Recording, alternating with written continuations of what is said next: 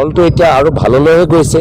এতিয়া যিমান আমাৰ দলৰ ভিতৰত বেমাৰী আছিল, গোটেইবোৰতো বেমাৰী এতিয়া আমাৰ বিজেপি দলত সোমাইছে। গোটেই পেটৰ বেমাৰী এতিয়া গৈ বিজেপিত সোমাইছে। যদি এনে এটা প্ৰচাৰ কৰিবলৈ বিচাৰিছে, আমাৰ দল একত্ৰিত হৈ আছে আৰু আমাৰ দলটো এতিয়া আৰু ভাললৈহে গৈছে। এতিয়া যিমান আমাৰ দলৰ ভিতৰত বেমাৰী আছিল, গোটেইবোৰতো বেমাৰী এতিয়া আমাৰ বিজেপি দলত সোমাইছে। আমাৰ 15 বছৰ চৰকাৰ আছিল, অলপ আমাৰ এক্সেছ ফেট হৈ গৈছিলে। মানুহ ভাল দিনত হ'লে, বেছি ধনী হ'লে মানুহৰ যে অলপ পেট বাঢ়ি যায়, আমাৰো সেই সময়ত অলপ বহুত মানুহবোৰ লাভ ল'বলৈ অলপ আমাৰ দলৰ পেটটো অলপ বাঢ়ি গৈছে।